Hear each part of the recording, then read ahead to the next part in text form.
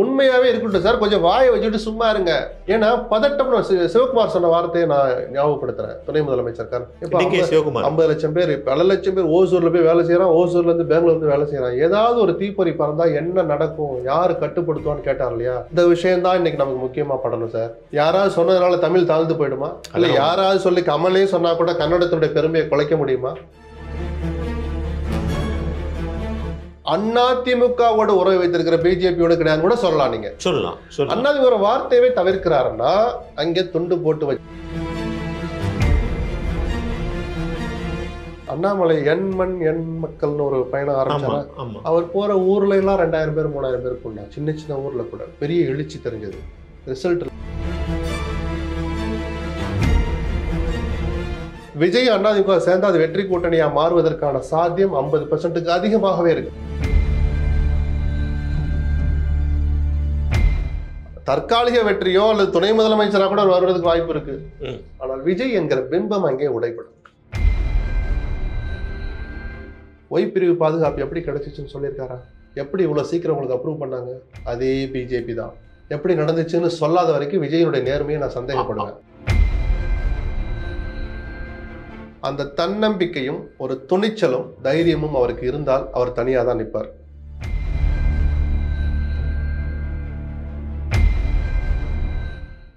விஜய் 42 நாட்கள்ல சுற்றுப்பயணம் பண்ண போறேன் ஜூலைல அப்படின்னு சொல்றாரு.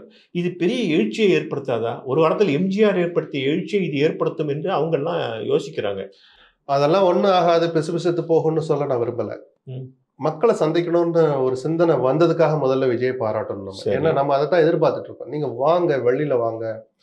அந்த உங்களுடைய கருப்பு பூனைகள் மாதிரி ஒருத்தரை வச்சுக்கிட்டு சுத்துறீங்களே பாதுகாவலர்கள் என்கிற பெயரில், அந்த மாதிரி எல்லாம் நீங்க அந்த படம் காட்டுறாரு நான் சொல்ல மாட்டேன். விஜயனுடைய உயிர் பாதுகாக்கப்படணுங்கிறதுல யாருக்கும் மாற்றுக்கிறது கிடையாது. எந்த ஒரு தனி மனிதனுடைய உயிரும் முக்கியம்தான்.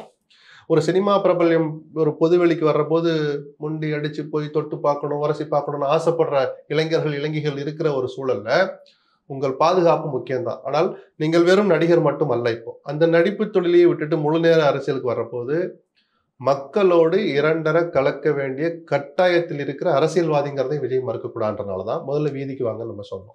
நலத்திட்ட உதவிகளை கொடுக்க போனா இங்க நெருக்கடி வருதுன்னு சொல்லிட்டு வீட்டுக்கே வரவழைச்சு சில உதவிகள் கொடுத்தது எங்க கொடுத்தாலும் நம்ம வரவேற்கலாம். பட் எவ்வளவு நாள் நீங்க வீட்டிலேயே வரவழைச்சு கொடுப்பீங்க? புரியுதுங்களா? ஸோ அதையெல்லாம் புரிஞ்சுக்கிட்டு ஒரு பொதுமக்களை சந்திக்க வர்றேன்னு சொல்றதே ஒரு நல்ல மனமாற்றம், அவசியமான ஒரு தேவையான நடவடிக்கையும் கூட வளருகிற கட்சிக்கு. அவர் வந்தா எதுவுமே நடக்காதுன்னு நான் சொல்ல மாட்டேன்னு சொல்லிட்டேன். நிச்சயமா அவரை கூட்டம் மிக கடுமையாக திரளும்.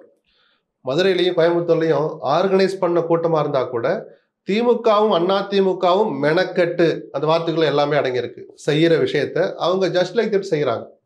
அல்லது யாரும் கூப்பிடலாம் கூட வந்து ஒரு 100 இளைஞர்கள் வந்து நிக்கிற அளவுக்கான பிரபல்யம், சினிமா பிரபல்யம், அந்த ஆயுதம் விஜய் கையில இருக்கு. அப்படிப்பட்ட விஜய் ஒரு நகர்வலம் வர்றாருன்னா, ஒரு ஊரா போறாருன்னா நிச்சயமா அது ஒரு கவனிப்பு. காமன் பப்ளிக்கே எல்லாரும் வெடிக்க பக்கம் வருவாங்க.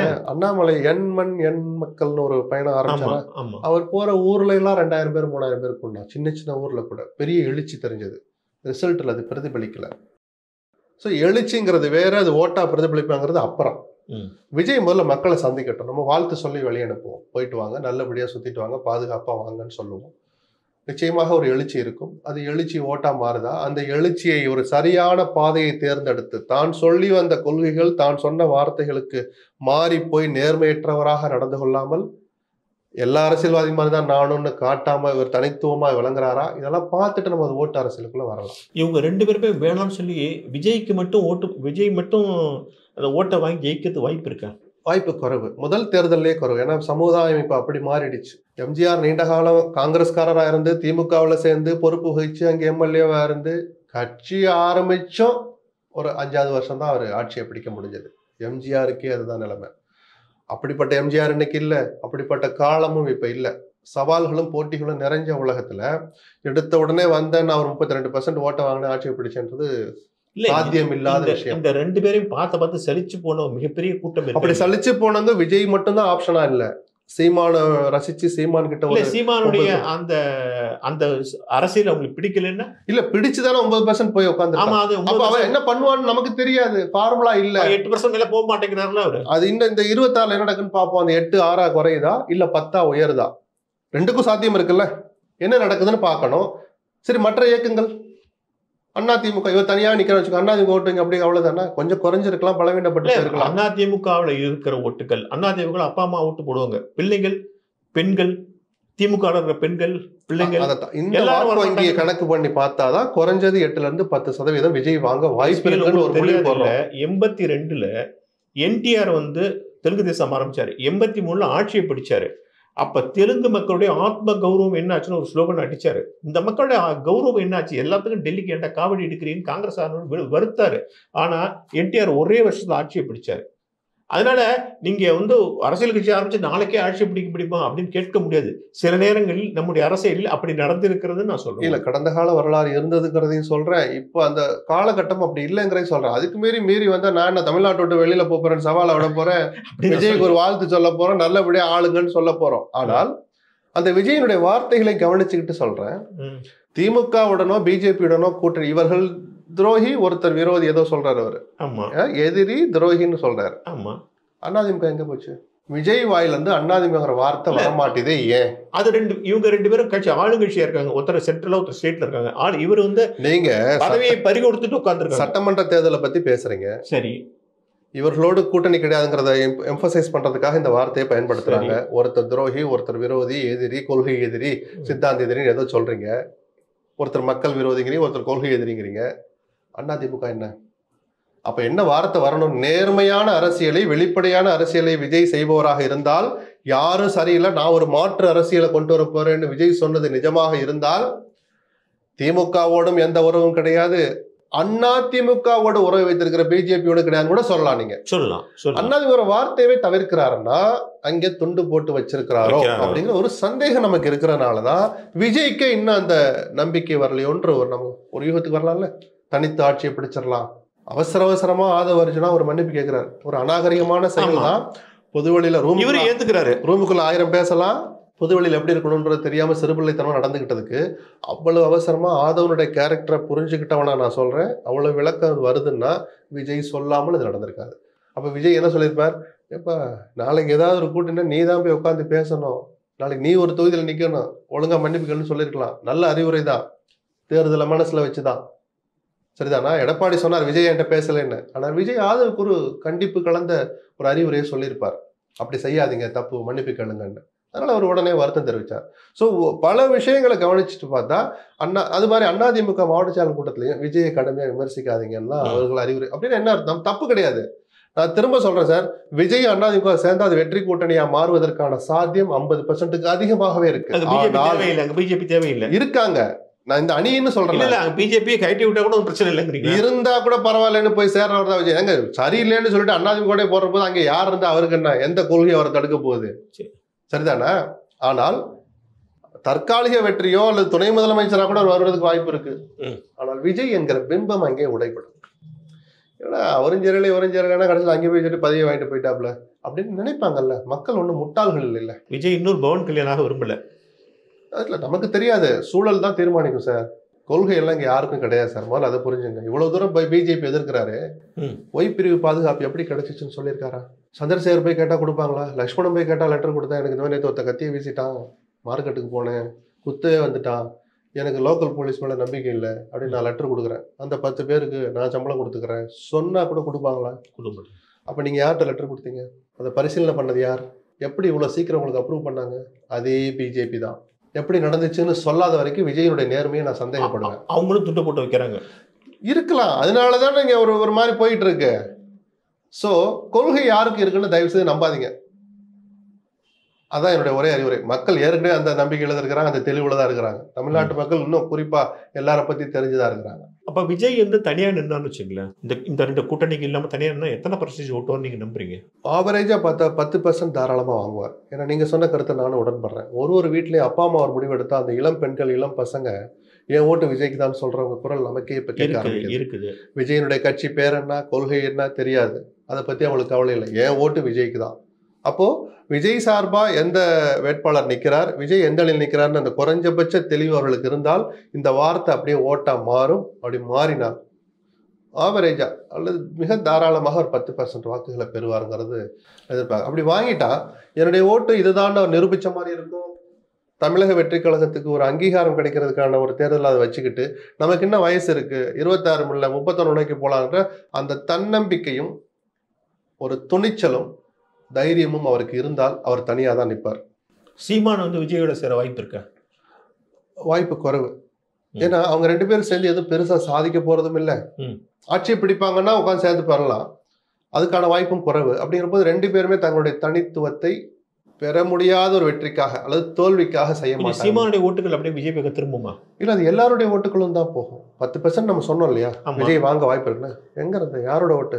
அதிமுகல இருந்து போகும், திமுகல இருந்து போகும், பிஜேபியில இருந்து போகும், அண்ணாமலை கிட்ட பின்னாடி லட்சக்கணக்கான இளைஞர்கள் இருக்காங்கன்னு சொன்னோமே, அந்த இளைஞர்கள் போவாங்க. திருமாவளவனுடைய இயக்கத்துல இருந்து போவாங்க, சீமாட்ட இருந்து போவாங்க. தமிழ்நாட்டில இருந்தாலும் சார் போறாங்க. அவங்க எல்லாம் இது வரைக்கும் இந்த இயக்கங்களுக்கு ஆதரவு அளிச்சவன் ஆதரவு அளிக்கலாம் நினைச்சுக்கிட்டு இருந்தவன். எல்லோருக்கும் பாதிப்பு இருக்கும். யார் ரொம்ப அடி வாங்கினா தேர்தல் முடிஞ்சாதான் சொல்ல முடியுமே தவிர இப்ப யூகிக்கிறதுக்கோ அதுக்கெல்லாம் எந்த ஃபார்முலாவும் கிடையாது, எந்த கருவியும் கிடையாது. உங்க ஓட்டு தான் விஜய்க்கு போகுது அப்படின்னு சொல்லிக்கலாம், ஒரு 10 நிமிஷம் பேசலாம் சும்மா, அதுக்கெல்லாம் ஆதாரம் இல்லை. ஆமா, விஜய் வந்து நீட் தேர்வு தான் உலகமா, அதை தாண்டி ஒரு உலகம் இருக்கு. அது ஒரு யதார்த்தமான வார்த்தை தான். அது வந்து என்னன்னா தேர்தலை பாதிக்குமா? அவர் இல்ல அவ்வளவுலாம் அது ஒரு நீட் ஒரு தேர்தலுக்கான ஒரு காரணியெல்லாம் இருந்து ரொம்ப நாள் ஆயிடுச்சு. அதெல்லாம் ஒரு விஷயமே கிடையாது. நீங்க அவ்வளவு தூரம் அனிதா வீட்டுல வந்து துக்கத்தை பங்கெடுத்துக்கிட்டு எவ்வளவு பண்ணீங்களே, ஒரு நாள் முழுக்க அங்க இருந்தீங்களே, அப்படிப்பட்டவர் இப்படி சொல்லலாமான்னு ஒரு விமர்சனம் வருது.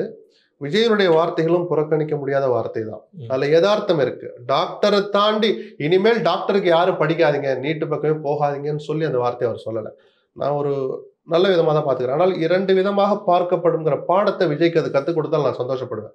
பொது வழியில வார்த்தைகளை எப்படி பயன்படுத்தணுங்கிறது அது ஒரு பாடம் தான். பேசினா தானே சார் தப்பு வரும், தப்பு தானே சார் திருத்திக்க முடியும். பேசவே மாட்டேன்னு இருந்த விஜய் எதையாவது பேசினாருன்னு தான் நான் சந்தோஷப்பட்டேன். சரிதானா?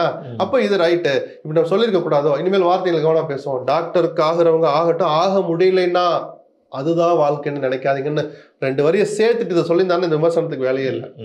அந்த பாடத்தை விஜய் இன்னும் கத்திருப்பார் நம்புறேன், கத்துக்கணும்னு நான் எதிர்பார்க்கிறேன். ஏன்னா நாளைக்கு முதலமைச்சர் ஆனா எனக்கும் தான் அவர் முதலமைச்சர், அவரிடம் எதிர்பார்ப்பதற்கு எனக்கு உரிமை இருக்கிறனால இந்த வார்த்தையை சொல்றேன். சரி, கமலுக்கு வருவோம். கமல் வந்து நான் மன்னிப்பு கேட்க மாட்டேங்கிறாரு. அவர் ஏன் இதை பத்தி அங்க பேசணும்? உங்க பார்வை என்ன? அதுல இந்த சர்ச்சையவே முதல்ல தவிர்த்து இருக்கலாம். தமிழிலிருந்து தான் கன்னடமும் எல்லா மொழியும் வருதுன்னா அதே ஒரு மொழியியல் வல்லுநர்கள் கலந்து கொள்கிற ஒரு மாநாட்டில் தான் ஆதாரங்களை அள்ளி போட்டு எல்லார் முகத்திலையும் கறி பூசுற மாதிரியோ அல்லது எல்லோரும் மனசுலையும் ஒரு தெளிவை ஏற்படுத்துற மாதிரி கருத்துக்களை வெளியிடணுமே தவிர ஒரு மொழி சர்ச்சை தேவையில்லாது சார். ப்ரமோஷன் இதுல போய் பேசிருக்கூடாது. இல்லை, அதனால கமல் மன்னிப்பு கேட்டால் என்ன எஃபெக்ட், கேட்கலாமா வேணாமா, இந்த சர்ச்சையே அவசியம் இல்லாதுங்கிற இவர் 2 மந்திரிங்க கூட கருத்து சொல்லிக்கிற கமல் பேசியது என்ன தவறு? உண்மையாவே இருக்கட்டும் சார், கொஞ்சம் வாயை வச்சுட்டு சும்மா இருங்க. ஏன்னா பதட்டம்னு சிவகுமார் சொன்ன வார்த்தையை நான் ஞாபகப்படுத்துறேன். துணை முதலமைச்சர் 50 லட்சம் பேர், பல லட்சம் பேர் ஓசூர்ல போய் வேலை செய்யறான், ஓசூர்ல இருந்து பெங்களூர் வந்து வேலை செய்யறான். ஏதாவது ஒரு தீப்பொறி பறந்தா என்ன நடக்கும், யாரு கட்டுப்படுத்துவான்னு கேட்டார் இல்லையா? அந்த விஷயம்தான் இன்னைக்கு நமக்கு முக்கியமா படணும் சார். யாராவது சொன்னதுனால தமிழ் தாழ்ந்து போயிடுமா? இல்ல யாராவது சொல்லி கமலே சொன்னா கூட கன்னடத்தினுடைய பெருமையை குலைக்க முடியுமா? என்னத்துக்கு சார் அது? இன்னொரு விஷயம் என்னன்னா எஸ்பிஎல், இவர் டாக்டர் கிருஷ்ணசாமி ஒரு விஷயம் சொன்னாரு. வள்ளுவர் சிலையை 18 வருஷம் அல்சூர்ல மூடியே வச்சிருந்தாங்க. அதை எப்ப தரமா திறந்தாங்க? அது ஈக்குவலா ஐநாவரத்துல இருந்து சர்வஞ்சர்னு அங்க நம்ம வள்ளுவருக்கு மாதிரியே அங்க ஒரு பெரிய பாயிண்ட் ஒருத்தர் 16ஆம் நூற்றாண்டுல வாழ்ந்தவர். சர்வஞ்சர் சிலை இங்க ஐநாவரத்துல திறந்ததுக்கு அங்க வள்ளுவர் சிலை திறந்தாங்க. அடுத்த 5 டேஸ்ல இங்க திறந்தாங்க. அதான் ஒரு கம்பெனிக்காக நடந்தது. வீரப்பன் தன்னுடைய கோரிக்கைகளை ஒன்னாவே அதை சொல்லி காமிச்சிருந்தாப்ல உயிரோட இருக்கிற போது. ராஜ்குமாரை கடத்தினப்ப இருந்தே அந்த வள்ளுவர் சிலை பத்தி அவரும் பேசியிருக்கிறாரு. ஒரு செகண்ட்ல ஒரு தவறான விஷயம் தீப்பொறியை கிளப்புகிற உணர்வு கலந்த ஒரு போராட்டம் 2 பேருக்கும் நிழல் யுத்தமா நடந்துட்டு இருக்கிற போது காவிரி இஷ்யூல ஆரம்பிச்சு இந்த மாதிரி விஷயங்களை தவிர்க்கிறது இல்ல. ஒரு சாதாரண வள்ளுவர் சிலை திறக்கிறதுக்கு இத்தனை வருஷங்கள் காத்திருக்க வேண்டியது. ஆமா, அதை சொல்லி காமிச்சு ஒரு சண்டை போடுற சூழல்ல கூட நம்ம இல்ல. அப்படி இருக்கு. அவர்கள் அவ்வளவு சென்சிட்டிவா இருக்கும்போது இவர் அந்த மாதிரி பேசியிருக்க கூடாது. பொதுவாகவே இந்த கருத்துக்களை தவிர்க்கிறது நல்லது. கமல் மட்டும் அல்ல, கமல் விஷயம் ஒரு எபிசோடா நல்ல பாடமா எடுத்துக்கிட்டு எல்லோருமே தவிர்க்கணும் தான். நீங்க அப்படி மொழியியல் வல்லுநர்களை கோர்ட்டு கேட்டாங்களே ஒரு வார்த்தை, ஒரு வகையில நியாயமான கருத்து. நீங்கள் மொழியியல் வல்லுநரா இருக்குன்னு அவசியம் இல்லை. அதே கமல் அந்த மாநாட்டுல போய் கலந்துக்கிட்டு சில தரவுகளோட போய் பேசுற தகுதி உரிமை கமலுக்கு இருக்கு. சரிதானா? போகிற போக்குல ஒரு வார்த்தையை சொன்னா அது என்ன விளைவை ஏற்படுத்தும்னு புரிஞ்சுக்கிட்டு எல்லோருமே கொஞ்சம் கட்டுப்பாடா இருந்தா நல்லது. மொழியை பத்தி பேச வேண்டிய நேரத்துல பேசணும், உரிமையை நிலைநாட்ட வேண்டிய எடுத்தணும். யாரோ ஒருத்தர் சொல்வதற்காக எந்த மொழியினுடைய உரிமையோ பெருமையோ வரலாறோ யாராலும் அழிக்க முடியாது. இதுல இன்னொரு விஷயம் என்னன்னா, கமல் வந்து மக்கள் நீதி மையம் ஆரம்பிச்ச போது திராவிட கட்சிகள் 2 பேரையும் நான் வந்து ஈக்குவலா பாக்குறேன். திராவிட கட்சிகள் கடுமையான வார்த்தைகள் யூஸ் பண்ணாரு. குற்றவாளி அப்படிலாம் சொல்லிட்டு வேண்டாம் சார், பாவம் சார், விடுங்க சார். இல்ல நான் தான் சொன்னேன் இல்லையா, அரசியல்ல யாருக்கும் எந்த விமர்சனத்தையும் முன்வைக்கிறது கிடையாதுன்னு சொல்லிட்டு. அது வரல. அவ்வளவு தீவிரமா பேசுறோம். அங்க வந்து இந்த இப்ப பிடிவாதமா இருக்கிறோம். இந்த பிடிவாதத்தை அங்கெல்லாம் காட்டிக்கணும். இல்ல அப்படி சொன்னா என்ன ஒரு பார்வை வந்துரும்னா, அப்போ ஒரு தமிழுக்காக ஒருத்தர் குரல் கொடுக்கிற போது தமிழுக்காக கூட நீங்க கமல் பின்னாடி நிக்க மாட்டீங்களான்னு ஒரு வாதம் வந்துகிட்டு இருக்கு. இல்ல அதனாலதான் அந்த வாதத்தை அப்படி அரசியல்வாதி கமலை நம்ம எல்லாரையும் மன்னிச்சு விடுற மாதிரி கமலையும் தான் மன்னிக்கணும். அந்த மன்னிப்பு எதிர்பார்க்கிற உரிமை கமலுக்கும் இருக்கு.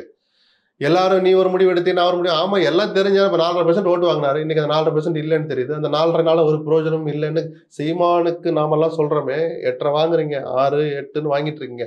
ஒரு எம்எல்ஏ கூட ஜெயிக்க மாட்டீங்களே, கொஞ்சம் தளர்த்திக்கிட்டு போனா உங்க தம்பிமார்கள் அதிகாரத்துக்கு வருவாங்களேன்னு சொல்றது அவர் வேற ஆங்கிள் அதை மறுத்துட்டு இருக்கிறார். கமல் அதை 2வது ஆங்கிள் எடுத்துக்கிட்டார். அப்படிதான் நான் பார்க்கணும். அதை போய் மற்ற எல்லாரையும் விட்டுட்டு கமலை மட்டுமே நான் போய் நோண்டி பார்க்கல, எனக்கு உடன்பாடு இல்லை. அவரும் சராசரி அரசியல்வாதியாக ஆகிவிட்டார், அவ்வளவுதான். அப்ப அரசியலை நல்லா செய்யறாரு தான் நம்ம பாராட்டணும். சரி, தக்லைஃப் பாத்தீங்களா? இன்னும் பார்க்கல. பார்க்கணும்னு ஐடியா இருக்கு. ஏன் ஒரு படத்தை பார்க்கறதுல என்ன இருக்கு? பார்ப்போம். இந்த ஊரெல்லாம் பேசிட்டு இருக்காங்கன்னு கேட்டேன். பார்க்க தான் போறேன். ஸோ இவ்வளவு நேரமும் பல விஷயங்களை அறிவுபூர்வமாகவும் அழகாகவும் பேசுனீங்க. மிக்க நன்றி. நன்றி.